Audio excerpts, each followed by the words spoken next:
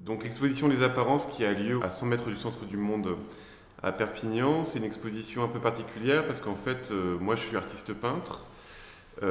J'ai commencé la peinture dans les années 2000. Je suis arrivé aux Beaux-Arts et on m'a expliqué qu'on ne pouvait pas faire de peinture. Et je me suis rendu compte au bout de 10 ans après qu'il y avait beaucoup d'artistes comme ça à qui on avait dit que c'était pas possible de faire de la peinture, qui se sont autorisés à peindre quand même. Et finalement, on a fini par parler d'un retour de la peinture, c'est-à-dire une scène picturale très forte en France. Ça m'a amusé dans cette exposition, qui présente 50 peintres de la scène contemporaine, de présenter des artistes de générations différentes. Donc là, je présente Gilles Ayot, Gazurowski, Jürg Kreienbühl et Eugène Leroy, qui sont des artistes qui, pour les étudiants des beaux-arts ou pour les artistes contemporains, sont très très importants et qui ne sont pas encore assez, à mon sens, relayés par les institutions françaises ou même à l'international. Ce qui m'intéressait aussi, c'est que maintenant qu'il y a notre génération à nous, elle a pris beaucoup de place dans les galeries, sûrement peut-être à cause de la crise de 2008 où d'un coup les galeries se sont rapprochées des peintres. Le fait est que dans les écoles d'art, il y a beaucoup plus de peintres, et donc j'ai voulu montrer la plus jeune génération, celle des trentenaires. Le choix n'est pas exhaustif justement, puisqu'il y a trop d'artistes, et donc j'ai pris comme angle d'attaque le fait de prendre des peintres qui ont un rapport à la réalité, à la représentation, au monde des apparences. Il y a plein de peintures, par exemple, qui peuvent être des peintures mentales ou des peintures abstraites, on va dire modernes, qui sont en rapport avec elles-mêmes. Et là, moi, j'ai essayé de montrer des peintres qui regardaient vers l'extérieur, qui regardaient le monde tel qu'il est. Devant la pluralité des artistes qui sont présentés, j'avais évidemment des problèmes d'accrochage, puisque d'un coup, ça part un peu dans tous les sens. Donc j'ai fait un choix d'accrochage assez formel et assez simple, c'est-à-dire que soit ça allait par des associations de couleurs ou des associations d'idées ou de motifs, soit ça allait par des associations de thèmes. Donc ça peut être, je sais pas, il y a une salle de paysage, il y a une salle de jungle, voilà. Donc c'était assez simple et en même temps c'était très intéressant de pouvoir comparer des tableaux. Donc je pense par exemple à un peintre comme Bruno Gaden qui va peindre la jungle en y allant, et un autre peintre en face qui s'appelle Romain Bernini qui lui va imaginer la nature ou imaginer les motifs de feuilles en partant de plantes habitat, quoi. Et le résultat est pas si loin. L'autre chose qui m'a plu aussi dans cette exposition, et c'est pourquoi je voulais la faire, c'est que ça m'intéressait aussi d'appeler les artistes à ce moment-là, qui m'ont tous dit oui très rapidement, très facilement, en les challengeant un petit peu, en leur disant, bah voilà, l'espace est gigantesque, d'habitude vous avez l'habitude de galeries parisiennes assez étroites, et là vous avez le droit de faire des grands tableaux. Et donc ça, c'était une vraie joie qu'en octobre, proposer à des peintres de pouvoir faire des tableaux de plus de 2 mètres sur 2 mètres, ou alors à des jeunes artistes de pouvoir faire un tableau, pas leur chef-d'œuvre, mais de vraiment pousser leur travail exprès pour l'exposition, en sachant qu'ils allaient être montrés avec des gens qu'ils estimaient. D'autant plus que, par exemple, là, il y a beaucoup d'artistes qui ont la trentaine, qui ont leur propre professeur dans l'exposition, leur professeur des Beaux-Arts qui leur a appris la peinture dans l'exposition.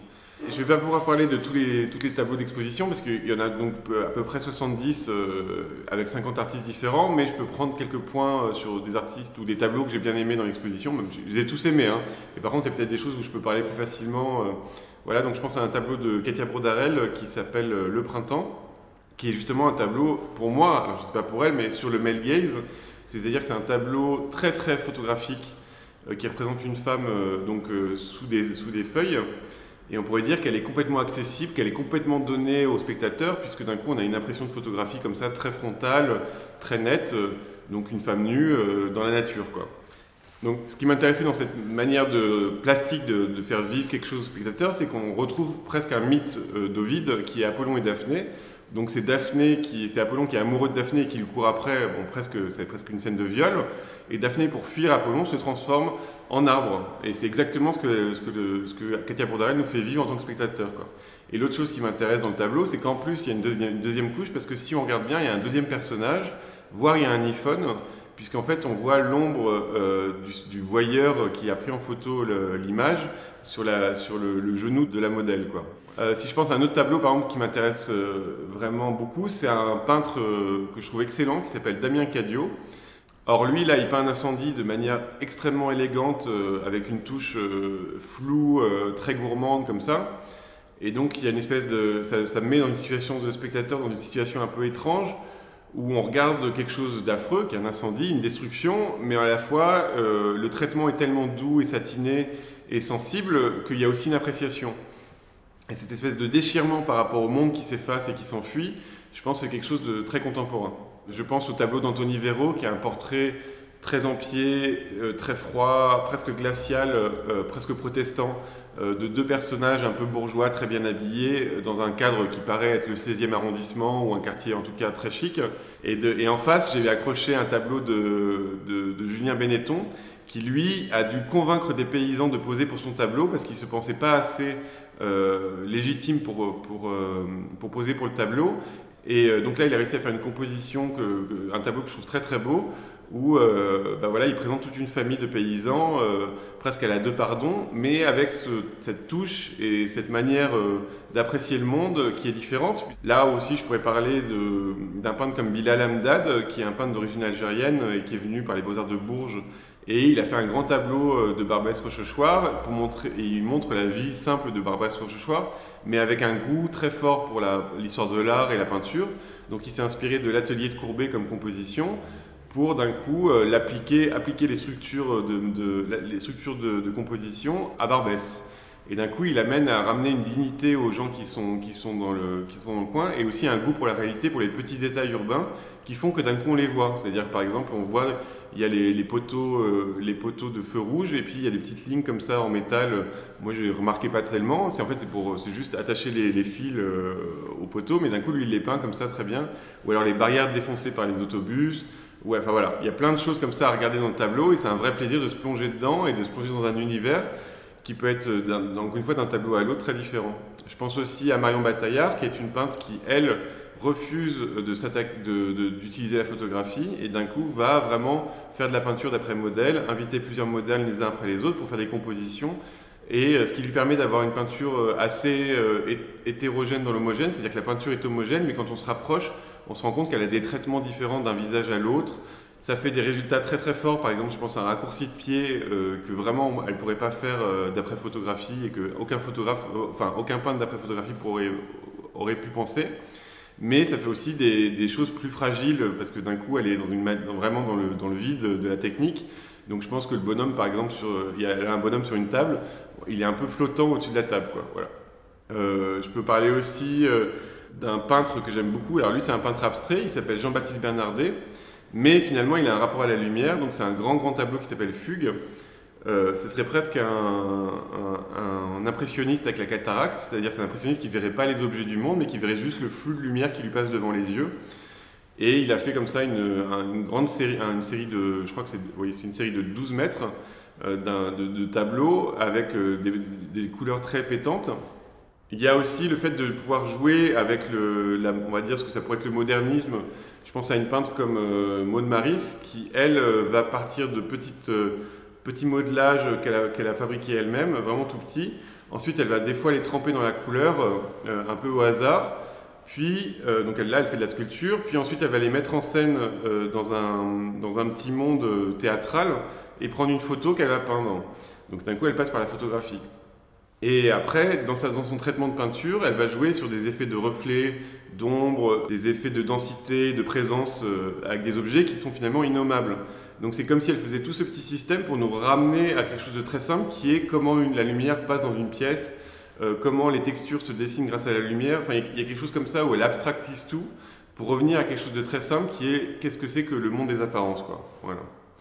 De la même manière, je pense à Eva Nielsen, qui est une peintre qui, elle, va jouer avec l'espace comme ça et faire presque un moirage d'espace, puisqu'elle va partir de sérigraphies très dessinées, très structurées, qu'elle va imprimer donc sur la toile, puis donc on a un effet de perspective dessiné, et ensuite elle va rajouter de la peinture par-dessus et jouer avec la profondeur de la peinture, la profondeur de la matière, pour faire vriller l'œil, c'est-à-dire que l'œil en fait ne sait pas s'il doit aller vers le fond du tableau, vers la perspective, ou alors rester à la surface qui est plane.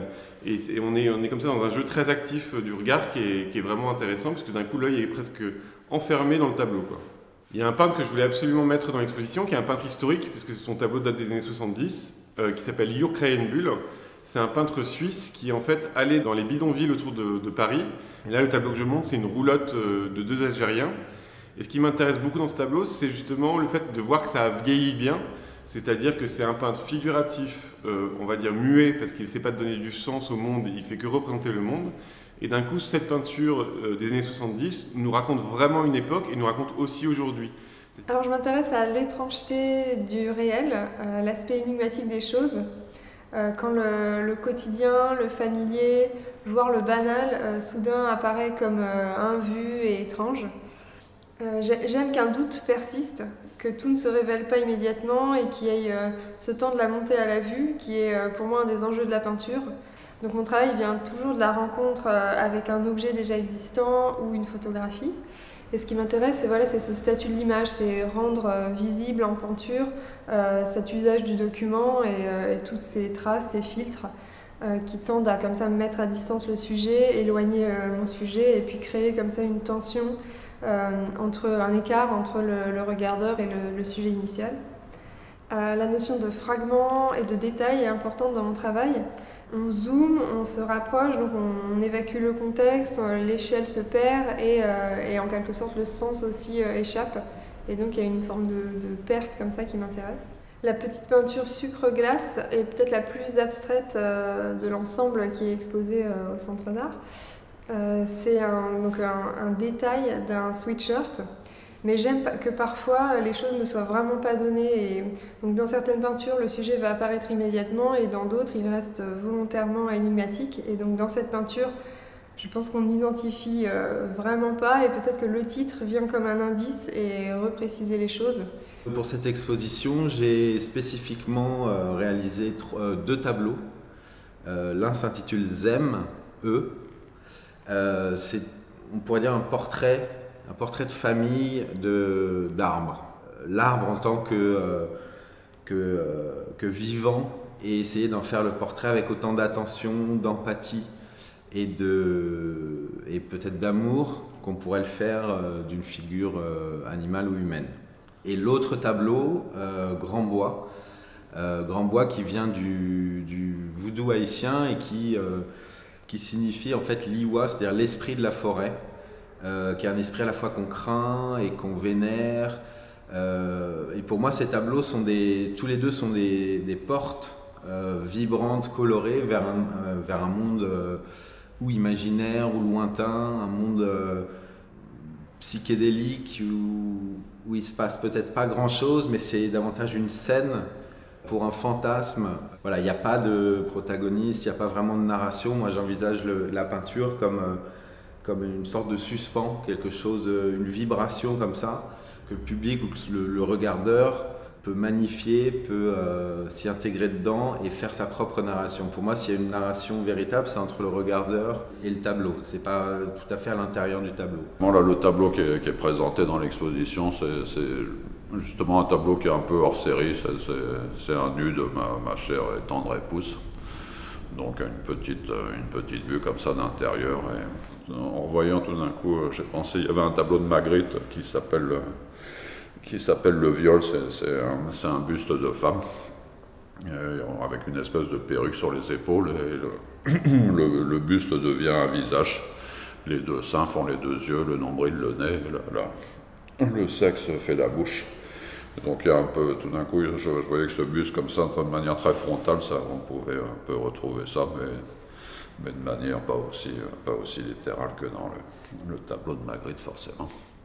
Enfin, une image qui était assez frappante, et puis de peindre aussi comme ça les petites choses, un intérieur, une chambre, on voit une bouteille d'eau minérale, un paquet de Kleenex, tout ça, c'est des petites choses comme ça indiquées, mais que finalement, avec peu de choses, tout le monde connaît, tout le monde reconnaît, qui sont très datées d'aujourd'hui, donc peut-être que dans quelques années, ça sera peut-être ça qui marquera que cette peinture a été faite à un moment précis. Bon, je suis très heureux et honoré même d'être dans ce lieu. C'est un peu un lieu mythique.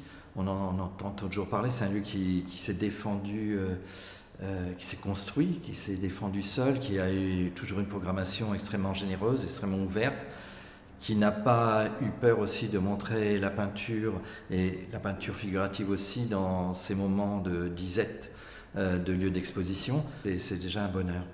en utilisant des choses. La tourterelle, effectivement, la tourterelle, c'est la colombe, ou disons, qui peut venir de l'Arche de Noé, mais c'est aussi un animal de paix, etc.